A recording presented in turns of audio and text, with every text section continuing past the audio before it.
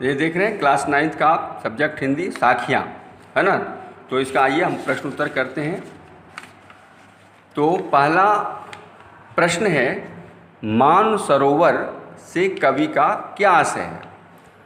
तो मैंने बताया था आपको, उस पढ़ाने क्रम में समझाया था कि मानसरोवर क्या है। तो मानसरोवर एक झील भी है, लेकिन यहाँ पर कबीरदास जी कहते हैं कि हमारा हृदय भी एक मानसरोवर की तरह ही है, जिस मानसरोवर में आत्मा रूपी हंस तैरती रहती है, और यह इस मानसरोवर झील में मोतियों को चूगते रहते हैं, वह उड़ करके कहीं नहीं जाते हैं। अर्थात मानसरोवर का आशय यह है कि हमारा हृदय ही मानसरोवर है, और उस सरोवर में विचरण करने वाला, उस झील में घूमने वाला आत्मा रूपी हंस है। और असत विचार जो है, अच्छे विचार या ईश्वर का गुणगान ही मोतियां हैं। कमल के जिस तरह से हंस कमल के नालों को खाते हैं, उसी प्रकार से ये हमारी आत्मा रूपी जो हंस है वह ईश्वर के ध्यान में लगा रहता है। यही उसकी मोतियों के समान कहा है, मैंने अर्थात ईश्वर का ध्यान करना ही मोतियों के समान माना है। ठीक है, तो आइए हम लोग क्वेश्चन दूसरा देखते हैं। कवि ने सच्चे प्रेमी की क्या कसौटी बताई है। सच्चे प्रेमी की कसौटी, कवि ने सच्चे प्रेमी की क्या कसौटी बताई। तो कबीर कहते हैं कि सच्चे प्रेमी कौन है। तो सच्चे प्रेमी की कसौटी के लिए वे कहते हैं, सच्चे प्रेमी वही हैं जो पक्ष विपक्ष में ना जा कर के, वो निष्पक्ष होकर के ईश्वर का ध्यान करते हैं, वही सच्चे प्रेमी हैं।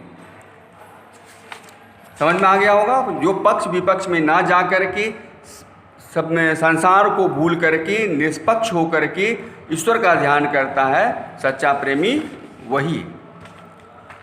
तीसरा है, तीसरे दोहे में कवि ने किस प्रकार के ज्ञान को महत्व दिया है। कवि ने तीसरे दोहे में सहज ज्ञान को, मैंने हस्ती चढ़िए ज्ञान को सहज दुलीचा डार, स्वर्ण रूप संसार है भूखन दे जग मारी, ये तीसरा दोहा है। तो इस तीसरे दोहे में कबीर ने सच्चा, तीसरे दोहे में कवि ने ज्ञान को महत्व दिया है।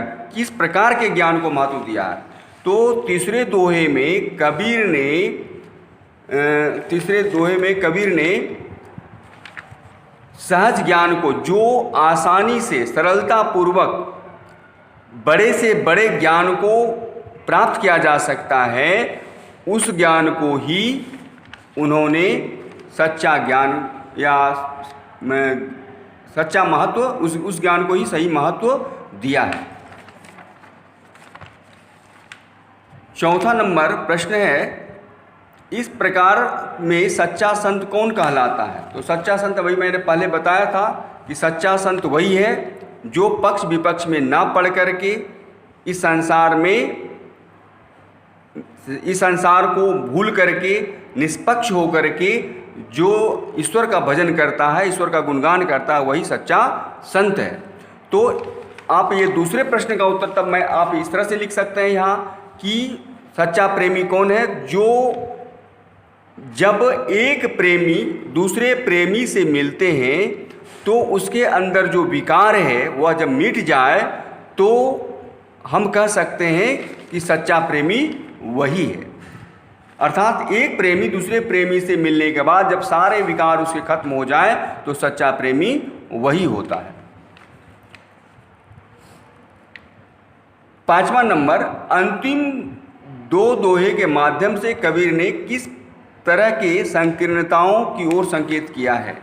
अंतिम दो दोहे, तो अंतिम दो दोहे हैं, काबा फिर काशी भया रहीम भया रहीम, रामई भया रहीम, मोट चुन मैदा भया बैठी कबीरा जी। और दूसरा दोहा है, ऊंचे कुल का जन्मिया जे करणी ऊंच ना होई, सुबरन कलश सुरा भरा साधु निंदा सोई। तो ये जो दो दोहे हैं, तो इसमें कबीर कहते हैं कि अंतिम दो दोहों के माध्यम से कबीर ने किस प्रकार की संकीर्णताओं को, संकीर्णता मतलब होता संकुचित विचार, तो कबीर कहते हैं कि काबा और काशी में कोई भेद नहीं है, राम और रहीम में कोई भेद नहीं है। जिस प्रकार से मोटे अनाज और मैदा में कोई अंतर नहीं है, दोनों ही अनाज हैं और मोटे अनाज से ही मैदा बनता है। राम ही रहीम है और रहीम ही राम है। काबा ही काशी और काशी ही काबा है, इस दोनों में कोई अंतर नहीं है। इस तरह का अंतर करने वाला ही संकीर्ण विचार के हैं। और दूसरी बात, बड़े कुल में जन्म लेने से कोई बड़ा नहीं होता, बल्कि उसका कर्म ऊंचा होना चाहिए। अगर ऊंचा कर्म नहीं है तो बड़े कुल में जन्म लेने से भी कोई बड़ा नहीं होता है।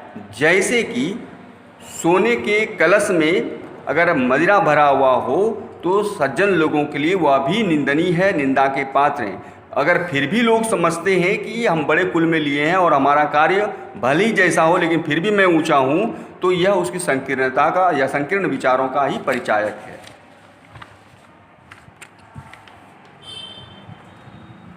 उसके बाद 6 नंबर में है, किसी भी व्यक्ति की पहचान उसके कुल से होती है या उसके कर्मों से, तर्क सहित उत्तर दीजिए। ये तो मैंने आपको 5वें दोहे में 5वां नंबर क्वेश्चन में बता दिया, जो आप समझ सकते हैं। तो छठा भी उसी का आधा भाग आप लिख सकते हैं, किसी भी व्यक्ति की पहचान उसके कुल से होती है या उसके कर्मों से। आप अपने तर्क से उत्तर दीजिए।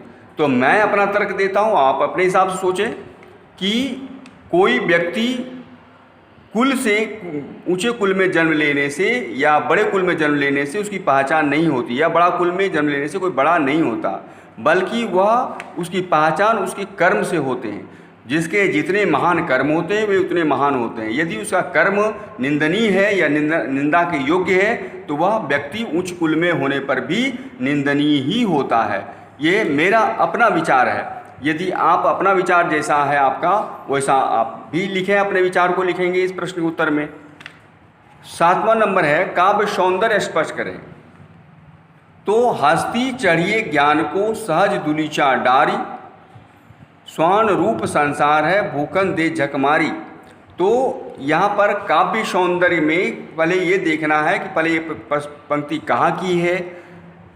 तो ये कबीर दास के द्वारा लिखी गई साखियाँ से ली गई है।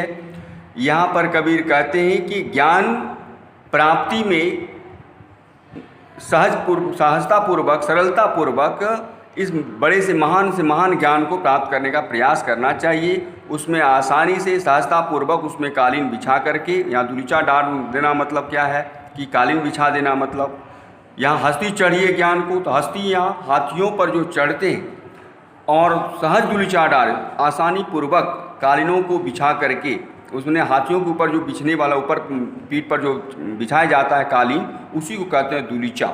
तो यहाँ पर हाथी क्या है, तो महान ज्ञान ही, बड़े ज्ञान ही, उच्च ज्ञान ही हाथियों पर चढ़ने का ज्ञान है। तो कबीर कहते हैं कि हाथियों पर महान ज्ञान को प्राप्त करने के लिए सहजतापूर्वक ही उस पर बैठना चाहिए। भले ही इसके लिए संसार कितनों ही भौंक रहा हो, कुत्ते की तरह क्यों ना भौंक रहा हो, बल्कि उसकी परवाह नहीं करना चाहिए, उसकी चिंता नहीं करना चाहिए। धन्यवाद। आज आपका ये दूसरा पाठ समाप्त।